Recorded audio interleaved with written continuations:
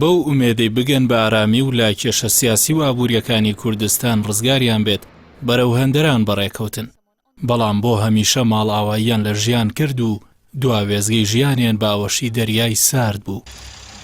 دوای چاوەڕوانیەکی زۆری کەس و کارەکەیان تەرمی ئەو کۆچبەرانە گەڕێنرایەوە هەرێمی کوردستان کە 11 ئەم مانگە لە دەریای ئایۆن لە یۆنان خنکان. کەس و کارەکانیان دەڵێن بێباکی حکومەت لە چارەسەرکردنی کێشە داراییەکان و نەبوونی هەلیکار وای کردووە ئەوان وڵات بەجێ بێڵن و خۆیان بدەنە دەستی قەدەر. دایکێک هاتووە تەلەفۆنی بۆ کوڕی ئامۆزام کردو تێتی بەس پێڵاوەکەیم بۆ بێنەوەی نێژم بەس پێڵاوەکەی تاقانەی حەو خوشکە ئەم وڵاتە ئاخر حکومەتێک نەتوانێت جەنازێکمان بۆ بێنێتەوە تر چی چاوەڕانی چی لێ بکەین. لەگی زۆر هات ئەوڵدارایان و گیراوە یان و هەر سەری ئەو یەختە نەگەوت دە هەر یەکی و بە شێوازێک بەڵام کەیتر زانیمان تەواو پشتماشکە هیچمان بۆ نەگرا.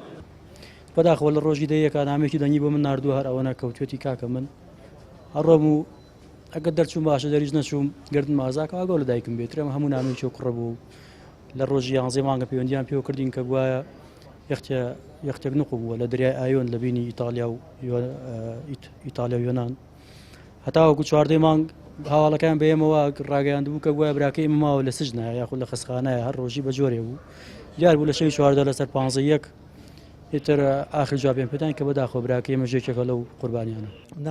بەرپرسی دەستگای لووتکە بۆ کاروباری پەنابەران دەڵێت حکوومەتی هەرێم هیچ هەنگاوێکی نەناوە بۆ هێنانەوەی تەرمەکان و تەنها ئەوان لەگەڵ بەرپرسانی یۆنان لەسەر خەت بوون بۆ گەڕانەوەی تەرمەکان. لە ئێستاشدا تەرمیدایان هاوڵاتی دیکە بە خنکاوی لەژێر ئەودا ماوەتەوە و چارەنووسیان نازاندرێت.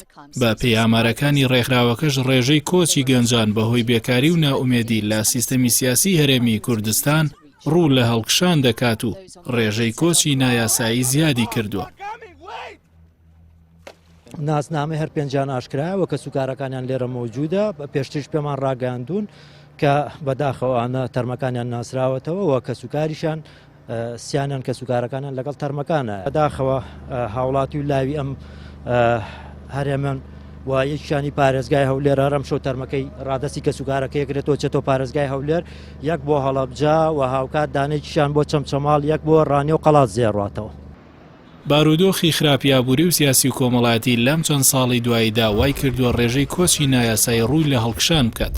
بە پێی ئامارێکی ڕێکخراوی بواری کۆچی گەنجان ئەو کەسانەی ڕوو لە هەندەران دەکەن تەمەنیان زیاتر لە نێوان 16 بۆ 32 ساڵیدایە و تەنها لە ساڵی ڕابردوو 70,000 هاوڵاتی لە ڕێگەی تورکیاوە گەیشتونەتە یۆنان و 3500 عێراقیش کۆچیان کردووە. زۆر بەشیان لەو ڕێگایەدا دەبنە قوربانی و گیان لەدەست دەدەن.